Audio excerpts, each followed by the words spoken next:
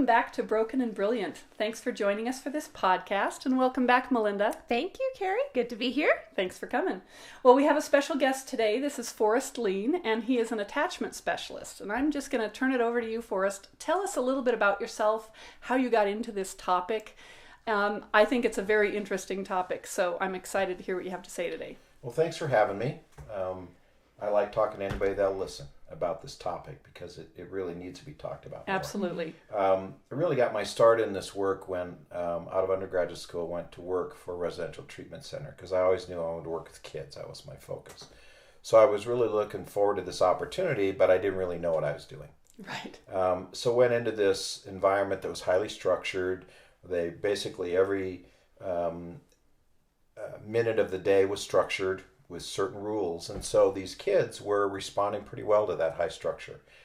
And I thought, wow, this is really cool. These kids that have been in all these placements are doing best here.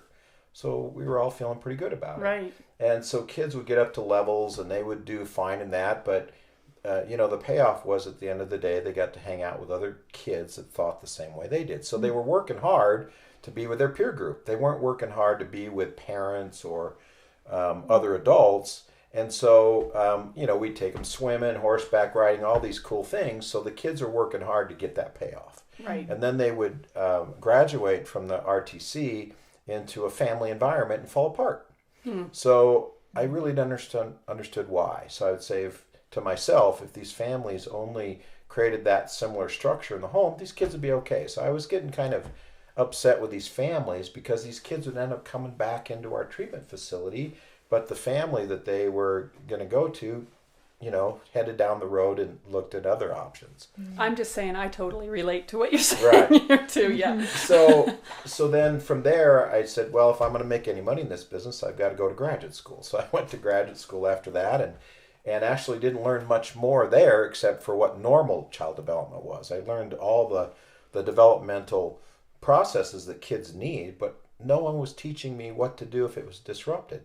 So then in one of my classes, I heard a psychiatrist talking about attachment disorder, and I go, wow, these kids that you're talking about, I've worked with these kids. And bells started to go off and light bulbs, and I'm just going, hey, this probably is it. So I got passionate about it, went to work with the Casey Family Program, which back in those days, nonprofit organization that basically raised kids in long-term foster care. Mm-hmm. So I went into that work down in Arizona and ran into a brilliant clinician, Priscilla Meisner, who worked with me closely with these kids, and we were seeing really some tremendous gains by actually looking at their attachment disruption, and then kids were being successful in family. So from there, ended up in Colorado working with other attachment folks and attachment specialists around the country, and really evolved over the years to develop a model that we have now to help kids either develop permanency in family or stop kids from disrupting in their adopted families. Right. So we have a program here in Colorado that I'm very proud of, the success we're having with these kids that have broken development. Well, can you explain a little bit to us about what is attachment? How does normal attachment or healthy attachment, secure attachment happen, and how does that get disrupted? Well, the easiest way to understand what attachment disorder is, or attachment challenges for kids, if we look at childhood development, if we were to look at the first 3 years of life, that's how we can put our heads and hearts around the dynamic of this disorder the best. So if we look at the first year of life, if we think about that, and Erickson, who really studied child development, normal child development all over the world with these kids, the first year of life is when we develop an internal sense of trust that our needs will get met by caregivers. Because the brain is so immature, when we're born, the cognitive thinking, doing part of the brain doesn't get matured till our mid-20s. But the feeling part of the brain is fully developed when we're born. We can feel sadness, we can feel fear, we can feel joy, we can feel anger. But when those feelings get triggered in the limbic system, the infant relies on the parent to be there to comfort them and help them through that. They can't figure out what to do. So if we have children that are in disrupted environments, dysregulated environments where they're hurt, neglected, whatever, these kids are having their limbic system being triggered like crazy. And typically it's fear, it's sadness. So if a child is left in those feelings and they aren't picked up and comforted and held, those children's brain now gets wired in a continuum called post-traumatic stress disorder, because the feelings get triggered, the fear, but the cortex is in a primitive development.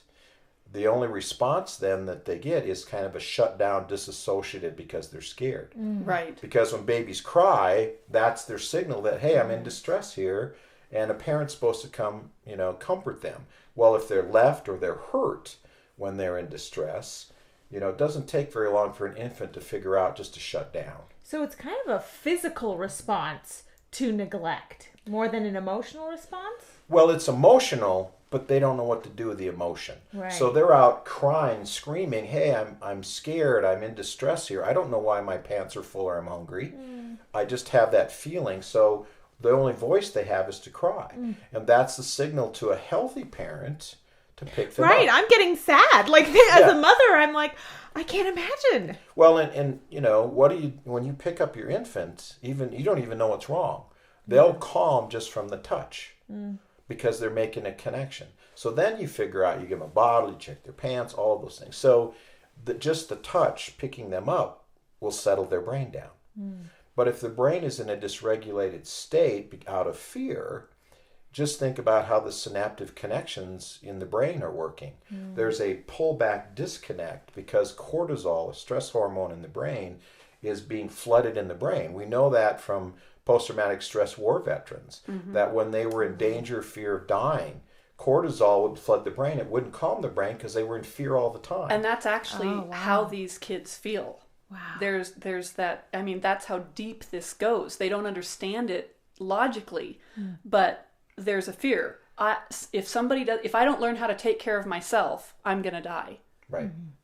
Right. So then it's hard to imagine that an infant becomes self-reliant, but it's in a primitive self-reliance. I remember talking to an attachment counselor that we were going to with our son, and he said that he had actually observed in some of the Eastern European bloc countries, he had been in an orphanage one time where they had cribs stacked 3 high on the walls just to house all the children. And he said he literally saw a baby, a newborn that was less than a week old, scoot to get the bottle to feed itself because it instinctively knew, get that milk or you'll die. Yeah. Wow. Well, and I've got videos of where adopted parents have brought kids back from, orphanages like you're describing, where the bottles were actually propped up in the crib, and so babies ended up they were feeding themselves. So these infants would be laying in these cribs, the back of their heads, would be bald from laying on their backs all the time. So when they would cry, there was the bottle, they would suckle, and so they were basically self-caring. And so, but what we see in this country most often, we don't see the orphanage kids, we see the kids that have been abused most often. A lot of kids that have been in drug environments, where when they're crying and their parents are out partying, they don't want the crying. So they'll shut the door, they'll come in and shake the baby until it stops crying. So infants will learn, that crying is not a good thing. When I cry, I get left. When I cry, I get hurt. So either way, they lose. So infants end up then shutting down. They're in survival mode. And so they're laying there in their feelings and their distress. So the brain gets hardwired in a pullback, don't trust that your needs will ever get met. The only person that you can rely on is yourself. Well, how does an infant rely on themselves to meet their needs? Okay, so then, an adopted parent comes along and sees this beautiful little infant, doesn't understand the internal process of what's happened, how their brains are hardwired. So they do what they would normally do with the child. They try to guide them in that toddler stage. Once you move into the toddler stage, now it's the toddlers can walk and move around and can maneuver. And what's a parent supposed to do? You have to watch them all the time. And you have to watch they don't get into things, because all toddlers think about is, I see it, I take it, it's mine. You know? Yes. Put it in my mouth. And when and they're supposed to do that, actually. But our job then with a toddler is to set limits and rules and guide them, and where they can have a balance of autonomy versus shame, guilt, and doubt. Yeah. How do they internalize that there are rules in the world, there's limits, I trust in my caregivers to guide me through that? Well, if you come into a system where you already distrust that your needs will get met, now that toddler is very controlling. And when they tantrum, they don't quit tantruming. You know, they will go until they get their way. So you can't outweight them. They will outlast you. It's a crazy phenomenon to see a 3-year-old or a 4-year-old who has more will and determination to hold on than you can possibly match. Yeah. All they care about is joy in the moment. That's what a toddler's supposed to do. Right. You know, so stealing and lying, is normal in a toddler stage, because they don't have the normal values that stealing and lying is wrong. All they do is, like I said, see it, I take it, it's mine. And I am supposed to get my way. We call it the narcissistic wound of our humanness.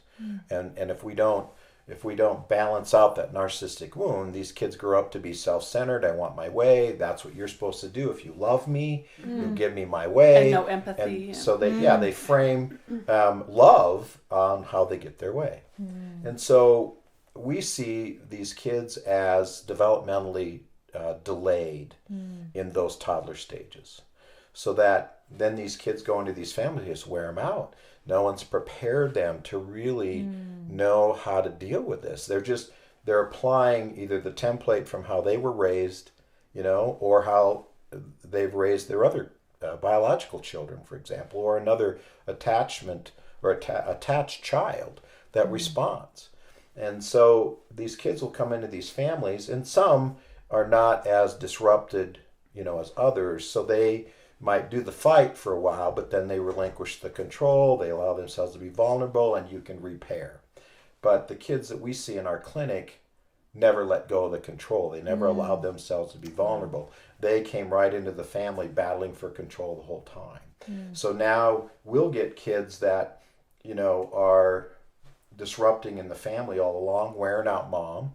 Dad scratching his head, if it's a 2-parent family, dad scratching his head trying to figure out why this child won't connect with mom, because mom is the nurturing enemy. Mom is the one that tries to get in there and love and repair and all that. And these kids, the more mom tries to love them, the more they will escalate their behaviors to get mom to back off. So if we look at that dynamic, if a child is oppositional and disruptive and never follows your lead or complies with what you want, that wears out any mom. And so then that mom starts to feel, depressed, upset, angry, agitated, plus the fact that, the spouse may not see the same battle.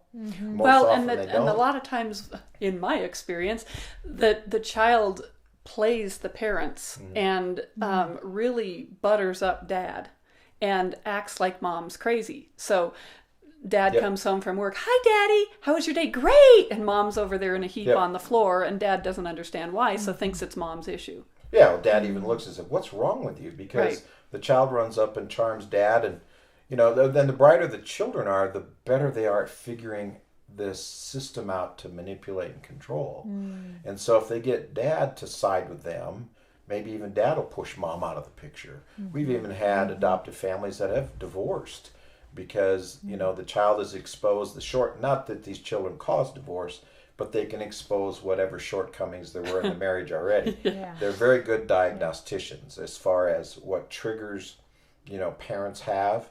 They'll make that trigger, that emotional void that you may have this big real quick. And so clinicians and people around the family don't understand it. They'll see the charming kid, that outside the family can manipulate because they're not threatened by relationship. They can superficially be in relationships, whether it's a caseworker or a therapist or a teacher. Friends at school. Coaches. Extended family, coaches.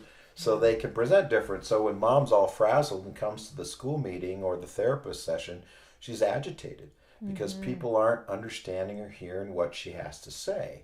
So you can see, and it's a bizarre system, because how many people are really going to understand that dynamic? All they're going to see is that little kid in front of them that is, happy and charming and all of that, and mom comes in and goes, "You can't believe what she's done to me," every day this last week. Well, and so when even the professionals don't believe the mom, it's a very isolating, scary, traumatizing place to be. Yeah. Well, and the other part of that is that, there are some parents that have their own childhood wounds that get exposed in this. So the dynamic of the disorder gets manifested in family. So when we're looking at the family, I want to know, what is it the trigger in the parents that is being exposed? And I'll sit with the family and say, there's a gift in a strange package here for you that this little child's brought to you. What could that be? Right. What gift is there? And I say, well, the gift is that there's a wound, there's a trigger that this child is hitting, and you have a choice to make. You can either do the healing work for yourself, whether your child gets better or not, at least it's something you can repair that they're exposing, and make your marriage better and your relationships better. And what we hope is that it makes your relationship with your attachment challenged kid better.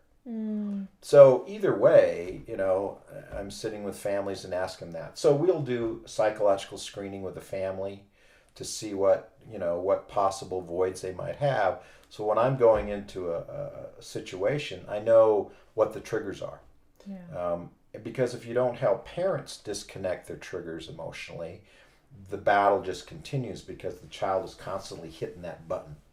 And so the child will lose eventually too if that doesn't get helped along the way. So this is so interesting for me, because I've only seen, the commercials, and, at the different events, there'll be a table, with pictures of kids and urging people to adopt. And it's such a very heroic thing to do, and so noble. But this is the side that nobody talks about. These are the things that I never knew about. And I have friends who have children who are adopted. I've read stories and books and these pictures of families that are just smiling. And it seems like such a wonderful thing. And I had no idea of this type of disorders that come out of that, and the depth of what it really does in a family. Well, there definitely are success stories in adoption. I'm not here to say that all adoptions don't work. I mean, we did a study back in the late 90s. It was looking at 1,100 children in long-term foster care. In other words, kids that have been disrupted out of their birth families into the system, and now the rights have been terminated, and those kids were put up for adoption. And we had a PhD candidate at Portland State do a study on those 1,100 children in a random study. And they found that almost 40% of those kids in the study, in that long-term foster care group, were in the attachment disorder range. So about 4 out of 10 kids from that study would say, these are kids that need more special help in order to make it in a family. Otherwise, the chances of them disrupting are very, very high. Can you also just describe what maybe a lunchtime event might look like in this type of family when there's other kids involved? From the practice, or pick a scenario, I don't care. Something that you see regularly. What does it look like? What are the feelings going on in this family just during a typical event that would be so pleasant for most families? What does it look like? Well, in a typical event, whether it's in the family or outside the family, if mom is directing the child through the event, you're going to see oppositional behaviors between the child and mom for control. Because if we can, think about control as the way these kids keep themselves safe, that makes sense. Because if I relinquish control to mom, I'll die. Going back to the, pre-memory feeling about how the brain was wired. And so go out and just do a simple thing like, okay, we're going to go to McDonald's, and I know you love chicken McNuggets. and all the other kids get their special food. But because it's coming from mom, they'll battle mom about that, even though they know they love the chicken McNuggets, because she's directing it or delivering it. They'll do a pushback. It happens in the home, and so then other people that are watching this, you might have relatives or friends going with you, watch this battle, and they see mom get agitated because it happens so much. Now again, people are wondering, what's wrong with this mom? And the child is raging in those situations for control, and they see an out of control situation, and then dad's there, mother-in-law's there, whatever, and they're... Well, and what's going on also between the other kids in the family as they're sitting there? So you may have another birth child, or you may have another foster child, or some other child that maybe doesn't have the extent of the attachment injuries. What's going on in them when they're observing this and a part of it Well, I think daily? what happens is that the birth children or the bonded children in the home are seeing this dynamic and the focus that mom and this child are battling for, and they're not getting their needs met. The relationship is being affected by this dynamic as well. So, and they don't know how to stop the breakdown of the relationship. They might get angry at the child, or they might not ask for mom, for their own needs and wants, because mom's agitated, depressed, and down. And so the whole family system loses at some level. Marriage loses, the other kids can lose, because there really isn't a guide to help the family get grounded and figure this stuff out.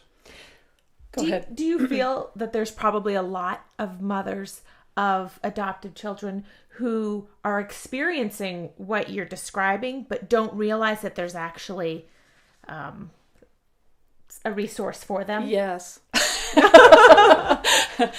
Just since we've started, I actually wrote a blog this week on this very topic, that since I've started podcasting and blogging about this, you wouldn't believe the number of people reaching out saying, oh my gosh, and here's the deal. They call me from secret places. They call me from their closet. Wow. If it's a mom, if it's a dad, they call me from their garage or their front porch. It's the only, because these kids also, because of the control, if mom's on the phone, they might be talking about me, so they're constantly listening. They'll be sitting right outside the door, listening under the door. They'll be banging on the door. They won't let mom have a minute. So, because it makes them nervous. What's she talking about? She might be changing things. That's going to mess with my world. So therefore I have to disrupt this. So, there's a lot of very frazzled, to the point of emotional, psychological exhaustion going on out there. These moms are they're hanging on by a thread and don't know that anybody else understands, unless they have other friends that they have met in this world. But they're regular friends with fairly bonded families don't have a clue what they're dealing with. And when they try to tell them, the people sort of look at them and go, well, you just need to be more patient, and you just need to... So yeah, there's a lot of women out there, and it is typically the moms too. Well, mom's the nurturing enemy, and they end up in a PTSD continuum themselves. I mean, that was a hostage taking situation just described.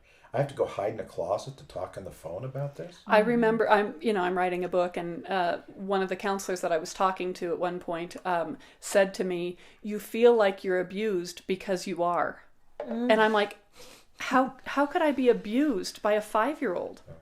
Well, you are. And it blew my mind. But it validated what I was going through. It gave me courage, that I'm just not crazy. Because truly, the moms think they're crazy. Yep. Everybody tells them they're crazy, and they feel crazy. And then you even have, your mother-in-law, is caring for the child, and what's a grandparent supposed to do? Spoil their grandchild? Right. Which is exactly what these kids want. They want things their way, and they want, and so they're over there just giving grandma all the goodies that she wants as far as reciprocity, and then come back and treat mom, crummier because they want to be back with grandma. And then grandma says, oh, honey, to her mother, her daughter-in-law, doesn't have the problem with me.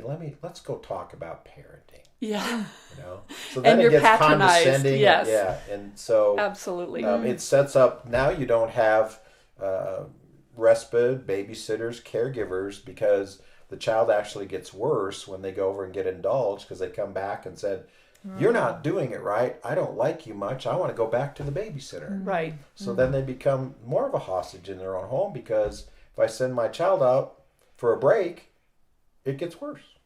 So I don't want to leave people hanging, because this sounds pretty horrific and like there's no hope. I mean, this really does sound hopeless. And for my family, we sought help for 8 years and went everywhere we knew to go. We at one point we were paying a double mortgage, not for another house, but for the therapy that we were receiving. Every one of us was in therapy of some kind or another, and we truly believed we had the best that was available. It was all we knew. Nobody else knew of anything more advanced or more specific than what we were getting, and yet still we weren't getting the treatment that we needed. And so ironically, I find Forrest after my son has been gone for 5 years, which just kind of boggles my mind, because you were around the whole time. I just didn't know where you were.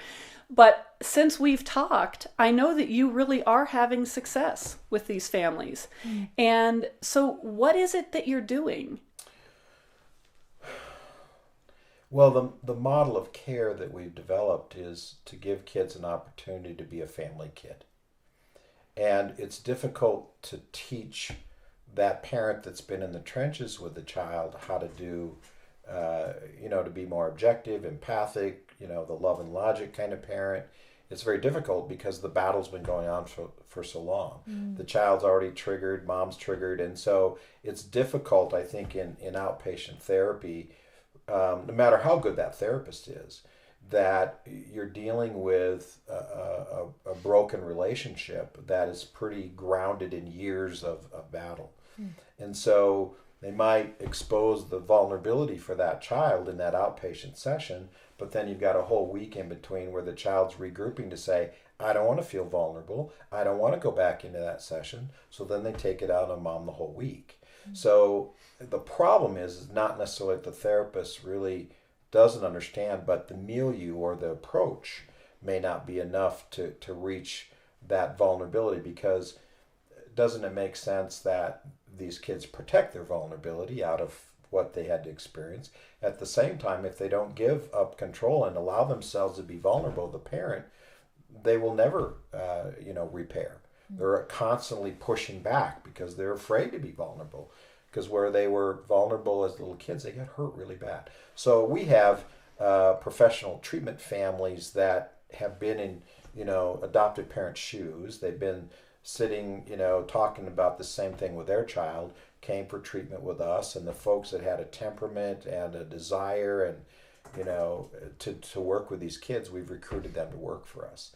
So they've moved across country, some of them, to work for us because they really have a knack for working, and they just have the desire and the ability to do it.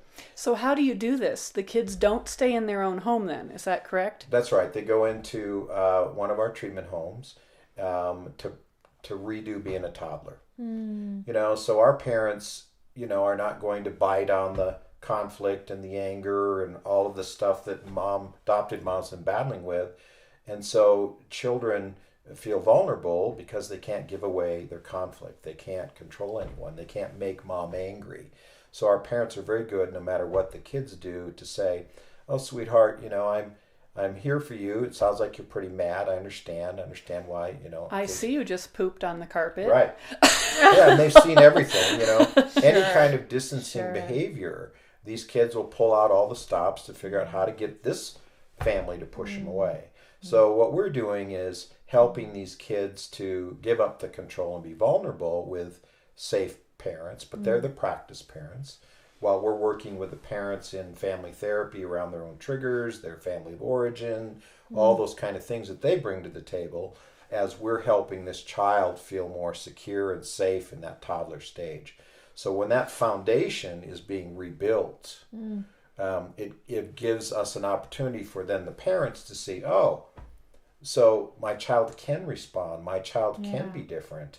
At the same time, we've got moms and dads connecting with that feeling of inadequacy that a mom may have, that where a mom can say, I've been there, done that. I was sitting where you're sitting. That connection, where someone's validating their feeling of hopelessness and how that healing part right there. And providing, I mean, they understand the hopelessness, they validate that, but then they also provide hope. Exactly. Which a lot of these moms don't have, because nobody has provided so many people, they just think you just have to learn to live with this. There is no hope. So, there's a model out there, just learn to live with it and try to function around this child and try to not you're not really including them in your family then if you're functioning around them. Right. Yeah. Which we did. Well, some. And the rest of the kids have also been traumatized too by living in this dynamic. So what happens is the child leaves that home and everybody else, regulates again. And they go, wow, look at how life can be without the battle. And so then you've got to deal with that. You've got to deal with, why would this family want this child back in the home too? So you have to deal with all the family dynamics. And some families are just done, so they just can't do it anymore. They're afraid of the risk again. They just don't want to do it. So we have to, we're not going to set this child up for disappointment. We want to know up front that, do we have a system here that we can work with? Because we don't want to get this child in a vulnerable state and then they don't have a family to go back to. We've got some kids that we're raising in the program because the family was done. By the time we got them, they were just done. They were too fried. They'd moved on. So do you work with adoption agencies for more of instead of a rescue mission, like more of a preventative, and let's equip parents who really, it does come from such a heart to love kids who need a home. But then what you're describing is like there's so much more that needs to go into it. There are some adoption agencies that work with us, but a lot of them don't want us to get the information out there because then they're afraid that families won't open up. So they would rather do the Wednesday's Child thing where they show kids being happy. And I've spoken on Wednesday's Child in different states and things like that. So a lot of adoptions are afraid if we tell them too much, who's going to want these kids? Well, and I've experienced that, when we relinquished our son, and once we started talking about this a little bit, I kind of felt like I had become the enemy of the adoption community to a certain extent. And I am so pro-adoption. I absolutely love adoption. I want to help people figure it out so that they don't end up where we ended up.